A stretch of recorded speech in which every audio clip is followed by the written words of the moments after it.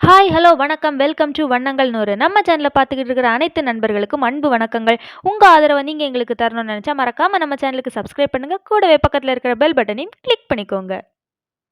இன்னைக்கு நாம் இந்த வீடியோவில் இஞ்சி ஜூஸ் செய்கிறது எப்படி, இந்த இஞ்சி ஜூஸ் குடிக்கிறனால கிடைக்கக்கூடிய நன்மைகள் என்ன, சத்துக்கள் என்ன, இதை அளவுக்கு அதிகமாக குடிக்கிறதுனால வரக்கூடிய தீமைகள் என்ன, இதை பற்றி தாங்க பார்க்க போகிறோம். ஃபர்ஸ்ட் நாம இந்த இஞ்சியில என்னென்ன சத்துக்கள் இருக்கு அப்படின்னு பார்க்கலாம்.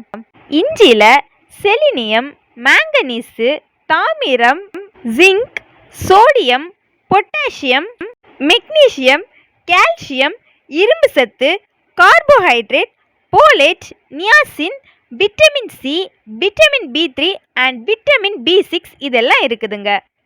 ஒரு கப் இஞ்சி ஜூஸ் செய்கிறதுக்கு கொஞ்சம் பெரிய துண்டு, அதாவது ஒரு விரல் அளவுக்கு இஞ்சி எடுத்துக்கோங்க. இந்த இஞ்சியை நல்லா கழுவி தோல் நீக்கி எடுத்துக்கலாம். தோல் நீக்கி எடுத்த இந்த இஞ்சியை சின்ன சின்ன துண்டுகளாக நறுக்கி எடுத்துக்கோங்க. இப்போ இந்த இஞ்சி துண்டுகளை மிக்சியில் போட்டு நல்லா அரைச்சி எடுத்துக்கலாம். இப்போ நாம் இந்த அரைச்சி வச்சிருக்க இஞ்சி கூட ஒரு கப் அளவுக்கு தண்ணீர் சேர்த்துக்கலாம். இது கூட நாங்கள் 2 ஸ்பூன் அளவுக்கு நாட்டு சர்க்கரை சேர்த்துருக்கோங்க. உங்களுக்கு உப்பு வேணும்னா உப்பு சேர்த்துக்கலாம், அப்படி இல்லைன்னா சாதாரண சர்க்கரை வேணும்னா சர்க்கரை கூட சேர்த்துக்கலாம்.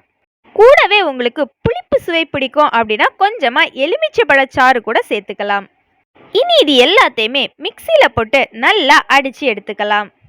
இனி இதை நாம் ஒரு வடிகட்டி வச்சு வடிகட்டி எடுத்துட்டு சர்வ் பண்ணிடலாங்க. முக்கியமான விஷயம் என்னன்னு பார்த்தீங்கன்னா, இந்த ஒரு கப் அளவு இஞ்சி ஜூஸையும் ஒரே ஆளாக குடிச்சிடக்கூடாதுங்க. நாங்கள் செஞ்சிருக்க இந்த ஒரு கப் அளவு இஞ்சி சாறு 5 பேருக்கு தேவையோங்க. உங்கள் வயசுக்கு எந்த அளவுக்கு இஞ்சி ஜூஸ் குடிக்கணுமோ அந்த அளவு தாங்க குடிக்கணும். குழந்தைங்களா இருந்தால் அளவு ரொம்பவே குறைவாக தாங்க குடிக்கணும். இனி நாம இந்த இஞ்சி ஜூஸ் குடிக்கிறனால என்னென்ன நன்மைகள் இருக்கு அப்படின்னு பார்த்துடலாம். இந்த இஞ்சி ஜூஸ் குடிக்கிறனால குமட்டல், வாந்தி, பசியின்மை, செரிமானமின்மை, ஒற்றை தலைவலி இது போன்ற நோய்கள் எல்லாமே குணமாகுங்க. சுவாச பிரச்சனைகள் கூட தீர உதவுது. இதுல இருக்கக்கூடிய ஆன்டி ஆக்சிடென்ட் புற்றுநோய் செல்லோட வளர்ச்சியை தடுக்குது. இந்த இஞ்சி ஜூஸ் நமக்கு நோய் எதிர்ப்பு சக்தியை அதிகரிக்குது. அடிக்கடி உங்களுக்கு காய்ச்சலும் இருமலும் வருது அப்படின்னா இஞ்சி சாறு கூட கொஞ்சமா தேன் கலந்து குடிச்சிங்கன்னா நல்ல நிவாரணம் கிடைக்குங்க. இந்த இஞ்சி ஜூஸ் குடிக்கிறனால உயர் ரத்த அழுத்தத்தை கூட குறைக்கலாங்க. அடுத்ததா நாம அளவுக்கு அதிகமா இஞ்சி ஜூஸ் குடிக்கிறனால என்னென்ன தீமைகள் வருது அதையும் பார்த்துடலாங்க. அளவுக்கு அதிகமா நாம இஞ்சி ஜூஸ் எடுத்துக்கிட்டோம் அப்படின்னா வயிற்றுப்போக்கு, நெஞ்செரிச்சல் இதெல்லாம் வரோங்க.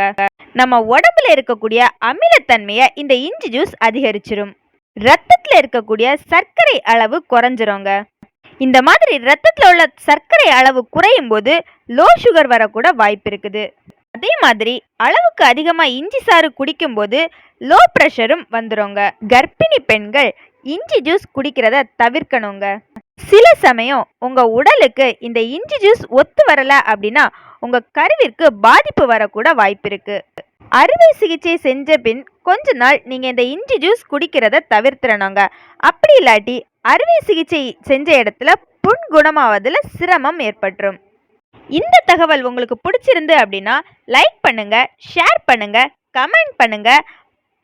மேலும் இந்த தகவல் உங்களுக்கு பயனுள்ளதா இருந்தா உங்களோட ஆதரவை எங்களுக்கு தரணும்னு நினைச்சீங்கன்னா மறக்காம நம்மளோட சேனலை சப்ஸ்கிரைப் பண்ணிக்கோங்க.